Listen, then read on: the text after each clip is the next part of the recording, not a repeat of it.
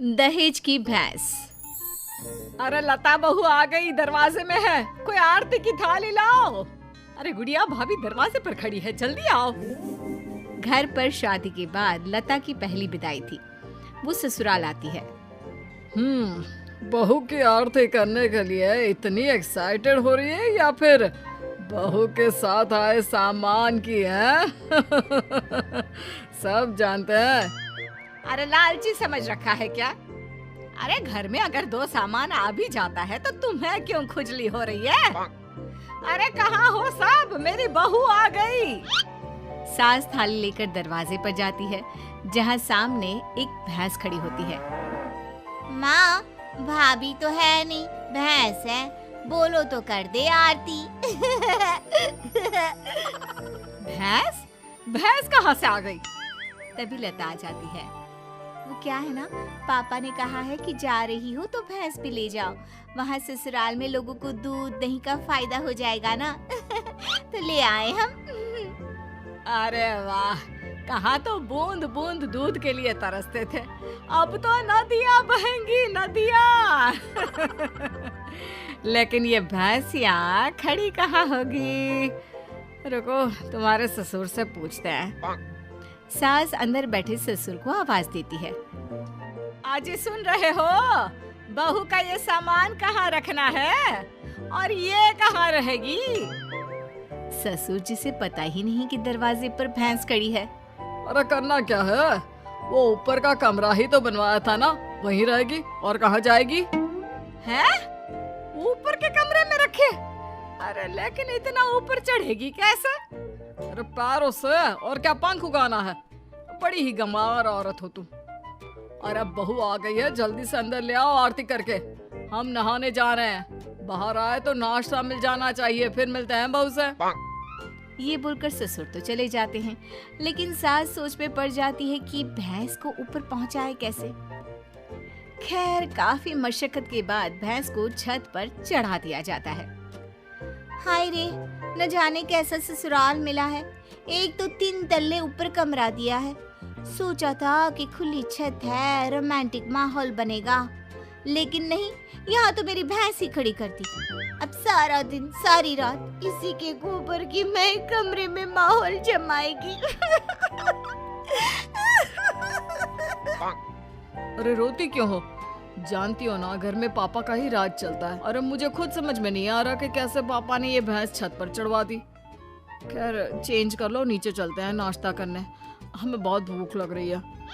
सभी नीचे आते हैं नाश्ते के टेबल पर। और बताओ बहू, घर पर सब कैसे हैं? पिताजी को बोलते तो वो भी आ जाते, इसी बहाने मुलाकात हो जाती, और वो भी देख लेता कि कितनी शानदार व्यवस्था की है हम लोगों ने तुम्हारे रहने की। कमरा पसंद तो आया ना बेटा? हाँ पापा जी, बहुत। लेकिन वो भैंस। कौन सी भैंस बहू? वैसे भैंस से याद आया, तुम लोगों के मायके में तो भैंस ही भैंस है, तो कम से कम तुमने भैंस की सेवा, दूध निकालना, भैंस को नहलाना, ये सब तो सीखा ही होगा ना? बहू ससुर के सवाल से एक्साइटेड हो जाती है। सीखा? अरे हाथ में जादू है हमारे।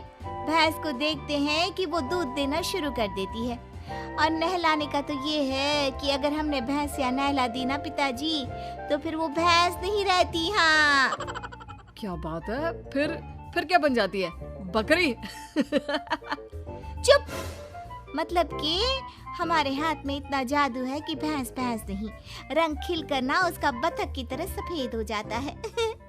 अरे 1 घंटे में 75 भैंस नहलाने का रिकॉर्ड हमने बनाया था जी एक बार। हाँ, ये सब तो ठीक है बहू, वैसे भैंस दूध कितना देती है? बहू फिर शेखी में आ जाती है। वैसे तो क्या है ना माँ जी, देती तो सिर्फ 4 किलो सुबह और 4 किलो शाम को, लेकिन जब मैं दूध निकालने बैठी हूँ ना, तो प्रेशर में 10 किलो सुबह और 10 किलो शाम को देती है। बस फिर क्या, ये सुनकर ससुराल वाले इम्प्रेस हो जाते हैं। ससुर सोच लेते हैं कि इतनी गुणी बहू मिली है तो भैंस तो लाना बनता है। फिर क्या, अगले रोज ससुर दरवाजे पर भैंस खड़ी कर देते हैं। बहू, अरे ओ बहू, देख तो मैं क्या लेकर आया हूँ।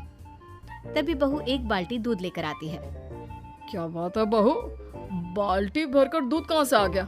वैसे देख, दरवाजे में मैंने तेरे लिए एक तोहफा रखा है। बहू दरवाजे पर जाती है जहाँ एक भैंस खड़ी होती है। ये क्या पिताजी, एक और भैंस? एक और नहीं बहू, एक ही है। इसे बाहर ना एक शेड बनाकर खड़ा कर देते हैं, क्या कहते हो? हाँ हाँ पिताजी सही कह रहे हैं, क्यों नहीं। वैसे भी ऊपर ना अब जगह कहाँ है, वहाँ तो। बहू बात पूरी करती कि सास आ जाती है। बहू ला दे बाल्टी, मैं आ रही हूँ। सास बहू से दूध की बाल्टी लेकर चली जाती है और बहू नई भैंस की सेवा में लग जाती है। अगले रोज सुबह सासू माँ, मैं ना आज ससुर जी को बोल दूंगी कि मैं ना दो दो भैंसों की सेवा नहीं कर सकती, तो वो एक भैंस ना बेच दे। अरे नहीं नहीं बहू, अभी नहीं। अभी तो तू जानती है कि मेरे मायके में शादी आने वाली है। दूध के भाव कितने महंगे हैं, तो कुछ महीनों के लिए दोनों भैंसे संभाल ले, फिर बात करते हैं। अब बहू सुबह शाम छत की भैंस और बाड़े की भैंस की सेवा करती, उसे नहलाती, दूध निकालती और सास को देती। सास दूध का क्या करती ये किसी को पता नहीं चलता। फिर एक रोज, अरे बहू, मैं क्या कर रही हूँ, क्यों ना मैं एक और भैंस ले लूं। वो क्या है ना, घर में दूध कम पड़ रहा है। कैसी बात कर रही है सासू माँ, घर में दूध कैसे कम पड़ सकता है? इतना दूध तो खुद ग्वाला भी इस्तेमाल नहीं करता जितना हम और आप करते हैं। ना ना ना ना सासू माँ, एक और भैंस की सेवा करना मेरे बस की बात ना है। बहू का डायरेक्ट जवाब सुनकर सास को आ जाता है गुस्सा। अरे क्या बकवास कर रही है, मैंने जो बोल दिया सो बोल दिया। नहीं तो कर मेरी सेवा। आज शाम को कमरे में आ जाना और रात भर मेरे पैर दबाना। माँ जी, गला ना दबा दूं। भैंस पालने वाली समझा है क्या? अरे कौन से घर में छत पर भैंस खड़ी होती है, सारा दिन गोबर करती है और एक जगह खड़े खड़े भैंस की पीठ भी अकड़ गई है। तभी बहू की बात ससुर की कान तक आती है। क्या छत पर भैंस? अरे कौन से बेवकूफों के घर में छत पर भैंस होती है बहू, क्या तुम भी? हम लोगों के घर पिताजी, आप ही ने तो खड़ी की है ना मेरे कमरे के बाहर भैंस। सारा दिन गोबर करती रहती है। मैं कभी छत की भैंस देखो, कभी बाड़े की। हाँ? क्या? मैंने कब बोला? अरे जब बहू आई थी विदाई में भैंस लेकर, तब आप ही ने तो मुझसे कहा था ना। अरे गुड गोबर, मैंने बहू को ऊपर के कमरे में ले जाने को कहा था, भैंस को नहीं। भगवान, बड़ा पागल लोग हो। जल्दी उस बेचारे मवेशी को नीचे ले आओ। सास फिर बेटे के साथ मिलकर भैंस को नीचे ले आती है। मुझे पता होता कि छत पर भैंस है तो मैं ये दूसरी भैंस कभी ना लाता। पर माँ जी को तो पता था ना, उन्होंने आपको नहीं बताया। वो तो तीसरी भैंस भी लाने की बात कर रही है। अरे वो तो मैं दूध बेचने का बिजनेस करने की सोच रही थी, इसलिए। सासू माँ प्लीज ऐसा कुछ भी ना सोचा करे।